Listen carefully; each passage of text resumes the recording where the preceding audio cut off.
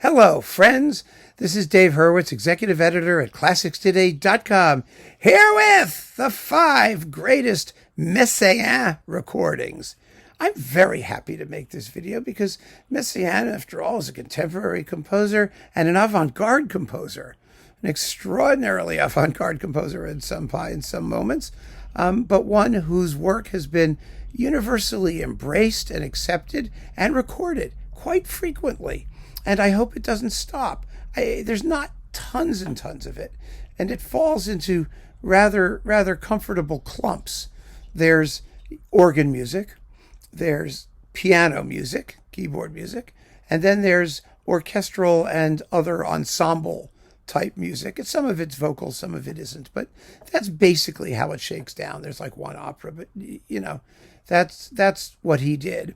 And his music also, perhaps the reason that it's been accepted is because it's incredibly honest music. It is what it is.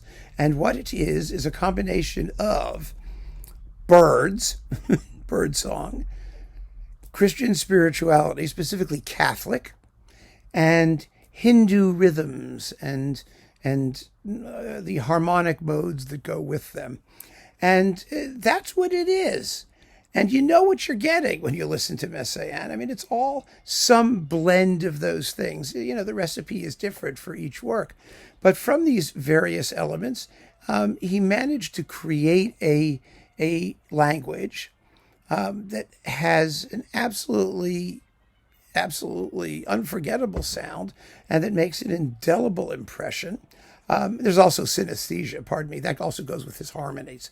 You know, the fact that he saw colors when he heard sounds. So, this particular scale is blue and that other one is mauve. And, he was into interesting colors too. Cerise, avocado. He didn't just say, oh, well, it's green.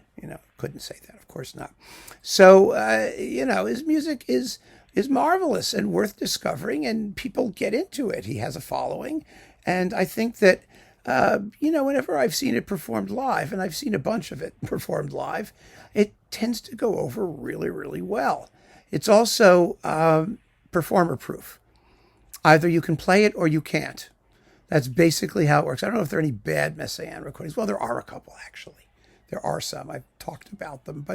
But generally speaking, his music is somewhat doctrinaire and rigid in terms of the way it's put together. It's blocks of sonority, which are composed of different blends of his basic recipe, and they sort of alternate side by side, and then it sort of stops, and it's all programmatic. So it all has, most of the time anyway, it's 99% programmatic. So it's about something. And whether you agree with that something, whether it's, the vision of Jesus rising up to meet his Father and, or whatever Messiaen says it does, it gives you a hook, something to think about while you're listening to it. And that helps enormously as well. And, the images of nature and birds and all this, I mean, it's all very, very, no matter how complex it may sound or seem, there's a fundamental simplicity at work. His faith, his love of nature, all of these things are readily found in the music. So, that's sort of my quasi-explanation for why it's hanging on as well as it is since his passing a few decades ago. And here are the 5 greatest Messiaen recordings. And you may have your own, which I would be very, very interested to know. And if you don't have 5, you don't have to have 5. You can just, you can always do less, but you can't do more, no matter what. So here we go. Ready? L'Ascension, the Ascension. This is the orchestral version. It exists in 2 versions. There's an orchestral version and an organ version. And they're not exactly the same. There's a different movement in the orchestral version. But the London Symphony Orchestra with Leopold Stokowski on Decca. This is a gorgeous recording. It doesn't get that much attention, probably because it's modern music. But, Stokowski played more modern works and gave more premieres than any conductor who ever lived. Really. And he was actually pretty discerning in what he chose to promote. or at least what he chose to promote and record. The original coupling, I think, was the Ives second suite, second orchestral set, which is absolutely a fabulous performance as well. But this has a final movement, which is, which is marked to be played with an intense vibrato for all the strings. And I mean, it was Stokowski's meat and potatoes stuff. I mean, he just brings such wonderful sonority to the performance. It's absolutely fabulous. Absolutely wonderful. And so, and it's a work, by the way, that's much easier to take than his most popular piece, which is the Turangalila-Symphonie. It's much shorter. It's like 20 minutes long, 25 minutes long. And I don't know why it's not more popular. It could be really a hit. It's tonal. It's early Messiaen. It's very, very digestible.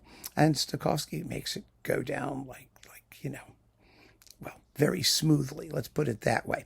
Next, the Quartet for the End of Time. This is Messiaen's only major chamber work. And, I mean, the recording is, to end all recordings, the reference is Tashi on RCA.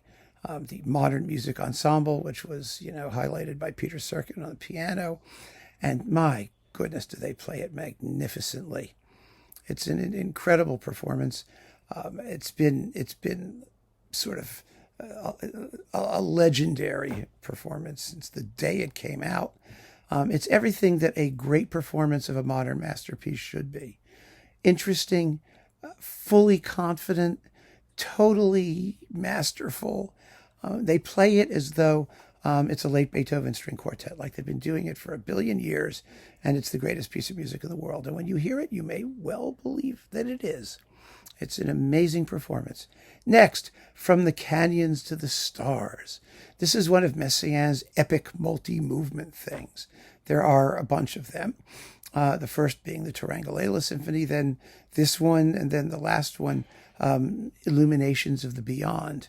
His last major work, I think, is one of his biggest works. He tended to write things in multi-movement cycles, his larger works, with up to, 8, 9, 10, 11, 12 movements. And From the Canyons to the Stars is a journey for a very unusual ensemble through the natural parks of the American West. Each park has its birds associated with it. And it's really an amazing piece of music. The end, Zion Park, the Celestial City, or however it goes, it ends with just the most, it's like blue. The ending is blue. Yummy, wonderful, all-enveloping, transfigurative blue. Or maybe it's crimson. I don't know. It's phenomenal. So that's definitely a piece of music that you need to hear. And the performance in question is the first one, led by Marius Constant, the guy who wrote the Twilight Zone music, Marius Constant, with Yvonne Loriod, the composer's wife, at the piano, and the Ensemble Ars Nova. It's on Erato. It was in the box, the Erato box of, the almost complete Messiaen, or lots of Messiaen. And unfortunately, it may not be available. I don't know if you can still find it, but if you can, you should, because it's still the performance, I think, that has the widest range of sonority and the most exciting exploration of the music's wonderful textures and sounds. It's really, really cool. So, From the Canyons to the Stars, Des Canyons aux étoiles. Then piano work, Vingt Regards sur l'Enfant Jésus. Well, the pianist in Tashi was Peter Serkin, and the pianist in the Vingt Regards is Peter Serkin on RCA. Well, there have also been, quite a few other phenomenal recordings, quite frankly, of the Vingt Regards. This is his most famous and most performed and most recorded solo piano work. It's big. It's an entire program all by itself. It has an amazing range of moods and textures and colors. It has a spiritual impulse throughout, which you may or may not accept. I personally couldn't care less about it. I just love the music. And that's, of course, true of all great music. It has to be great, first of all, as music. And then if it does anything else for you, it's a bonus. So that's an amazing performance and a stunning recording that kind of cemented Peter Serkin's reputation as as a worthy successor to his dad, Rudolf Serkin. And I never tire of it. I just think it's amazing. I have it on my iPod. I play it all the time. You don't have to listen to all of it at once. You listen to one section at a time, or however many movements float your boat, and it's bound to make an impression. And last but not least, the Turangalila-Symphonie, the piece by which Messiaen is best known.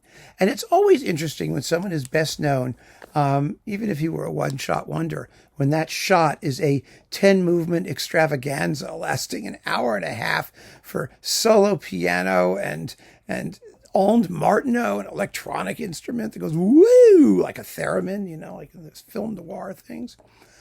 Just a stunning, exciting announcement of a major musical voice arriving on the scene. It was commissioned by Serge Koussevitzky, premiered by Leonard Bernstein.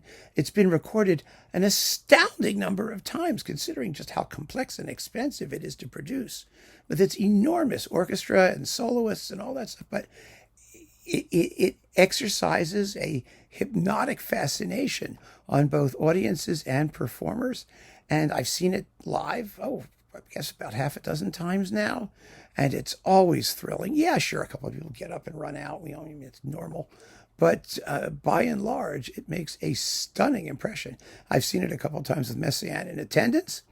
He sits there with his score. He never smiled. He had no sense of humor. His music has nothing, no sense of humor. He would sit there with his score and just turn pages as the performance went.